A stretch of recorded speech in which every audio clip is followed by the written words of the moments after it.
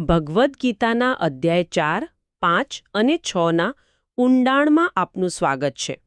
આપણી પાસે કેટલાક મુખ્ય શ્લોકો અને તેની સમજૂતીના સ્ત્રોત છે. આજનો આપણો હેતુ આ 3 અધ્યાયોની સફર કરવાનો છે. એટલે કે જ્ઞાનથી શરૂ કરીને કર્મયોગ અને પછી ધ્યાનની પ્રેક્ટિકલ ટેકનિક સુધી પહોંચવું. બરાબર. અને આ કોઈ અલગ અલગ અધ્યાય નથી, પણ એકબીજા સાથે જોડાયેલી એક સંપૂર્ણ સિસ્ટમ છે. અધ્યાય 4 આપણને શું જાણવું એ કહે છે. અધ્યાય 5 કેવી રીતે કરવું એ શીખવે છે. અને અધ્યાય 6 કેવી રીતે બનવું તેની ચાવી આપે છે. બિલકુલ. ચાલો આ સફર શરૂ કરીએ. તો શરૂઆત કરીએ અધ્યાય 4થી. જ્ઞાન કર્મ સંન્યાસ યોગ. અહીં શરૂઆતમાં જ જ્ઞાનની એક પરંપરાની વાત આવે છે. હા, કે ભગવાને આ જ્ઞાન સૂર્યદેવને આપ્યું, સૂર્યદેવે મનુને, અને એમ આખી પરંપરા ચાલી. પણ પછી કહેવાયું છે કે સમય જતાં આ પરંપરા લુપ્ત થઈ ગઈ. અને આમાં જ એક રસપ્રદ મુદ્દો છે. જ્ઞાન કોઈ પુસ્તકમાં બંધ વસ્તુ નથી, પણ એક જીવંત પ્રવાહ છે. ગુરુથી શિષ્ય સુધી વહેતો પ્રવાહ. ચોક્કસ.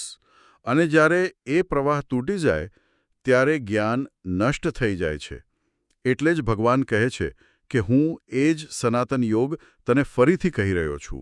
અને ત્યારે જ અર્જુન એકદમ લોજિકલ સવાલ પૂછે છે, જે કદાચ આપણામાંથી કોઈ પણ પૂછે. હા, બરાબર.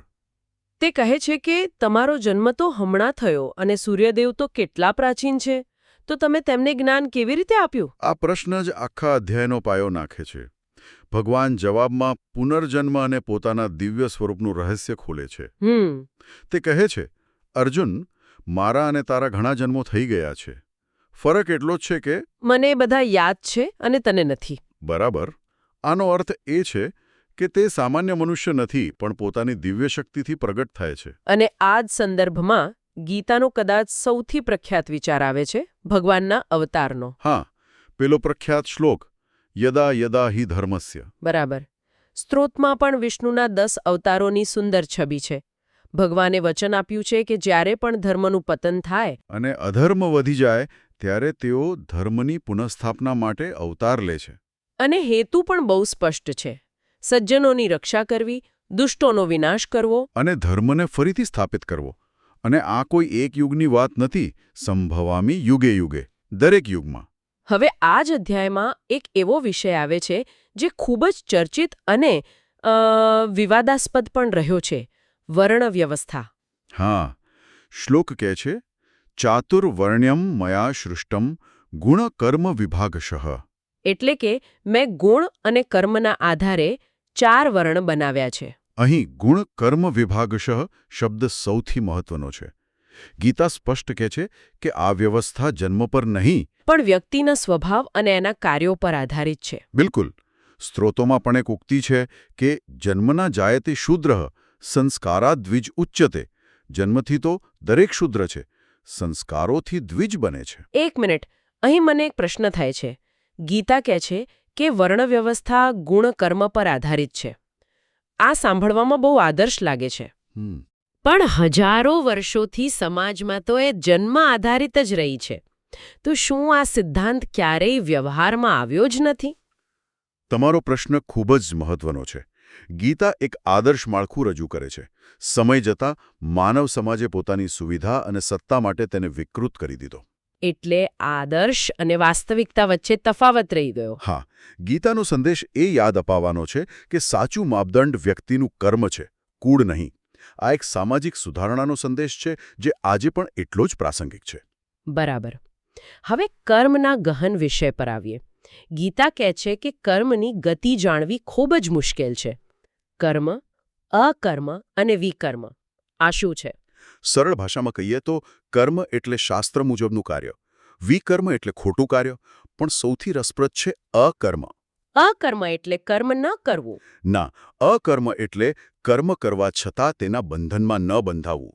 જે વ્યક્તિ ફળની આશા વગર, કર્તાપણાના અહંકાર વગર કામ કરે છે, તે કર્મમાં અકર્મ જુએ છે. વાહ! અને આવા વ્યક્તિને જ ગીતા પંડિત કે બુદ્ધિમાન કહે છે. હા, કારણ કે તેના કર્મો જ્ઞાનની અગ્નિમાં બળીને ભસ્મ થઈ ગયા હોય છે. તે સફળતા નિષ્ફળતાથી પરે હોય છે. આ તો એકદમ આદર્શ સ્થિતિ છે. અને આ જ અધ્યાયમાં યજ્ઞના ઘણા પ્રકારો બતાવ્યા છે. પણ આ બધામાં શ્રેષ્ઠ કોને કયો છે? જ્ઞાન યજ્ઞને. શ્રેયાન દ્રવ્યમયાજ્ઞ જ્ઞાન યજ્ઞ. ભૌતિક વસ્તુઓથી થતા યજ્ઞ કરતાં જ્ઞાન યજ્ઞ શ્રેષ્ઠ છે. બરાબર. કારણ કે અંતે તો બધા જ કર્મો જ્ઞાનમાં સમાઈ જાય છે. તો પછી આ પરમ જ્ઞાન કેવી રીતે મળે? શું માત્ર પુસ્તકો વાંચવાથી? ના, ગીતા એના માટે એકદમ પ્રેક્ટિકલ ફોર્મ્યુલા આપે છે. 3 વસ્તુઓ જરૂરી છે: પ્રણિપાત એટલે કે વિનય, પરિપ્રશ્ન એટલે કે જિજ્ઞાસા, અને સેવા. અને આ જ્ઞાનનું પરિણામ? પરમ શાંતિ. ગીતા કહે છે કે જ્ઞાન જેવું પવિત્ર આ દુનિયામાં બીજું કંઈ નથી. તો અધ્યાય 4માં આટલું બધું જ્ઞાન મળ્યા પછી અર્જુન તો કન્ફ્યુઝ થઈ ગયો હશે. આપણા જેવી જ હાલત, નહીં? બિલકુલ. અને એટલે જ તે અધ્યાય 5ની શરૂઆતમાં પૂછે છે, 1 મિનિટ, તમે કહો છો કર્મ છોડી દો અને પછી કહો છો કે કર્મ કરો. મારે આખરે કરવું શું? આ જે મૂંઝવણ છે તે જ આપણને કર્મયોગના ઊંડાણમાં લઈ જાય છે. બહુ સરસ રીતે તમે આ સંક્રમણ સમજાયું. અર્જુનનો પ્રશ્ન એકદમ વાજબી છે. સંન્યાસ શ્રેષ્ઠ કે કર્મયોગ? અને ભગવાનનો જવાબ ઘણાને આશ્ચર્ય પમાડે એવો છે.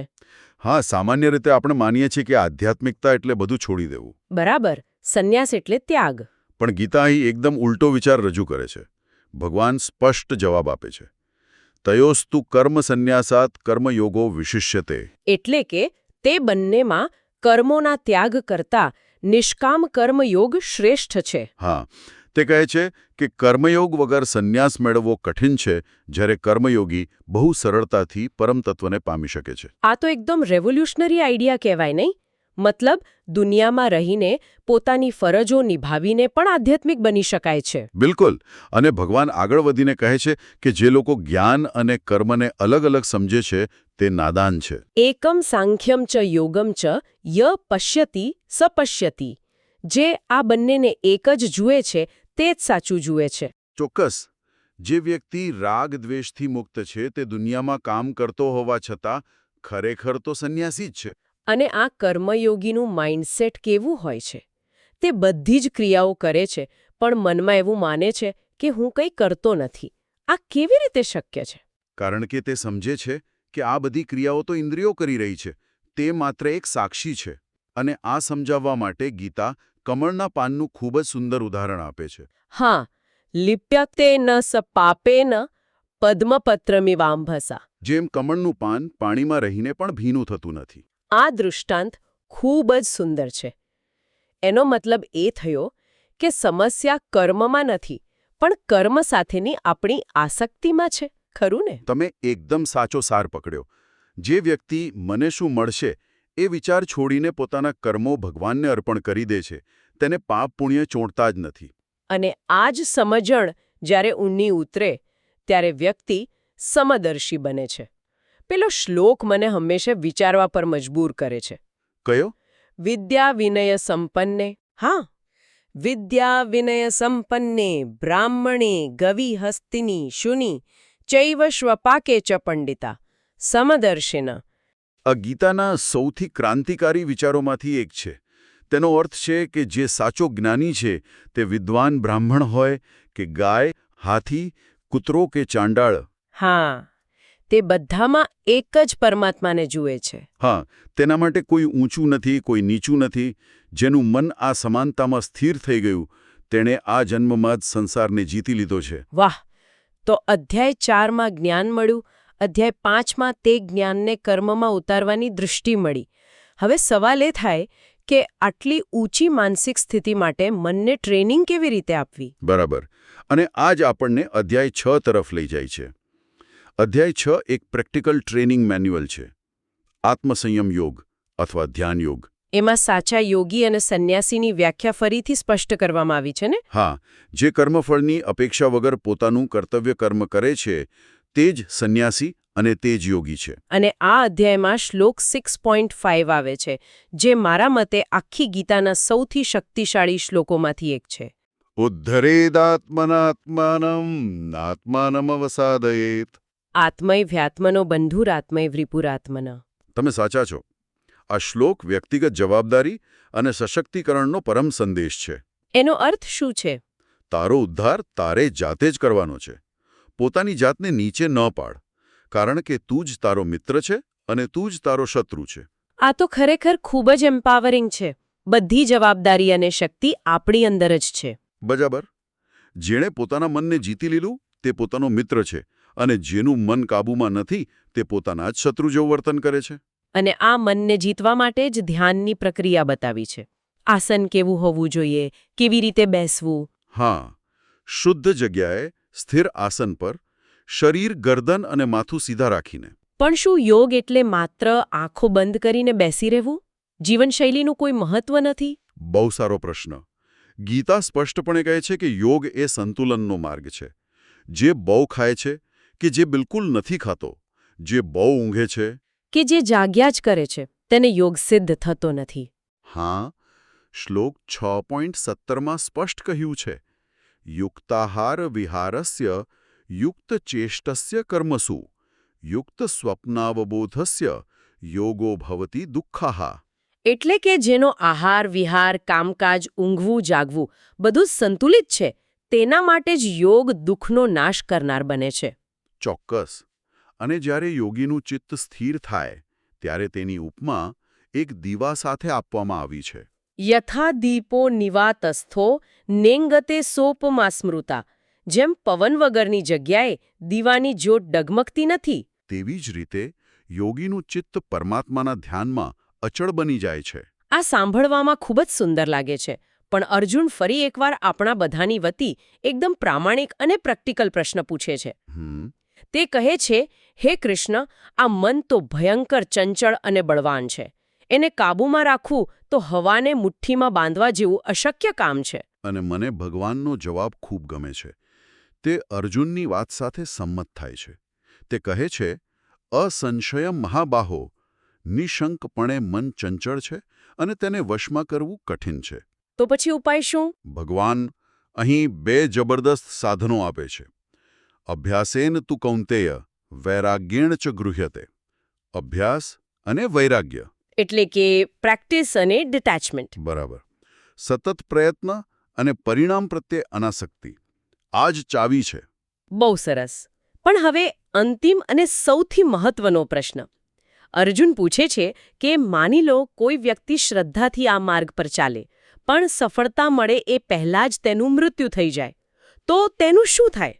શું તેના બધા પ્રયત્નો વ્યર્થ જાય છે? હા, આ જ પ્રશ્ન છે. અને ભગવાન અહીં જે જવાબ આપે છે તે અત્યંત આશ્વાસન આપનારો છે. તે કહે છે, હે પાર્થ, કલ્યાણકારી માર્ગ પર ચાલનારની ક્યારેય દુર્ગતિ થતી નથી. વાહ! આવો યોગભ્રષ્ટ વ્યક્તિ પુણ્યલોકમાં રહીને પછી પૃથ્વી પર કોઈ શુદ્ધ અને શ્રીમંત પરિવારમાં અથવા તો કોઈ જ્ઞાની યોગીઓના કુળમાં જન્મ લે છે. અને ત્યાં તેની યાત્રા ફરી શરૂ થાય છે. હા, તેને પોતાના પૂર્વજન્મના સંસ્કાર પાછા મળે છે અને તે જ્યાંથી અટક્યો હતો ત્યાંથી જ તેની યાત્રા ફરી શરૂ કરે છે. એટલે કે કરેલો એક પણ પ્રયત્ન ક્યારેય વેડફાતો નથી. Every single step counts. ક્યારે નહીં. આ જ ગીતાનું સૌથી મોટો ભરોસો છે. અને અંતે ભગવાન કહે છે કે યોગી, તપસ્વીઓ, જ્ઞાનીઓ અને કર્મકાંડીઓ કરતાં પણ શ્રેષ્ઠ છે. અને બધા યોગીઓમાં પણ જે પૂરી શ્રદ્ધાથી પોતાનું મન મારામાં પરોવીને મારું ભજન કરે છે, તે મને સર્વશ્રેષ્ઠ પ્રિય છે. તો આ 3 અધ્યાયોની સફર ખરેખર અદ્ભુત રહી. અધ્યાય 4 જ્ઞાનનો પાયો નાખ્યો. અધ્યાય 5 શીખવ્યું કે એ જ જ્ઞાનને કર્મ દ્વારા કેવી રીતે જીવવું. અને અધ્યાય 6 તે સ્થિતિને પ્રાપ્ત કરવા માટે મનને ટ્રેન કરવાની પ્રેક્ટિકલ પદ્ધતિ આપી. આ તો જીવન જીવવાની એક સંપૂર્ણ ગાઈડબુક જેવું છે. ખરેખર આ ત્રણેય એકબીજાના પૂરક છે. જ્ઞાન વિનાનું કર્મ આંધળું છે, કર્મ વિનાનું જ્ઞાન લંગડું છે અને ધ્યાન વિના બંને અસ્થિર છે. ત્રણેયનો સમન્વય જ જીવનને પૂર્ણતા તરફ લઈ જાય છે. ચોક્કસ. આજના શ્રોતાઓ માટે એક વિચાર મૂકીને આપણે સમાપન કરીએ. સ્ત્રોતો કહે છે કે બધા યોગીઓમાં શ્રેષ્ઠ તે છે જે શ્રદ્ધાથી ભગવાનને ભજે છે. આજના આધુનિક વ્યસ્ત જીવનમાં કોઈ પણ ધાર્મિક વિધિની બહાર આપણા રોજિંદા કાર્યો, નિર્ણયો અને વિચારોમાં શ્રદ્ધાપૂર્વક ભજન કરવાનો અર્થ શું હોઈ શકે?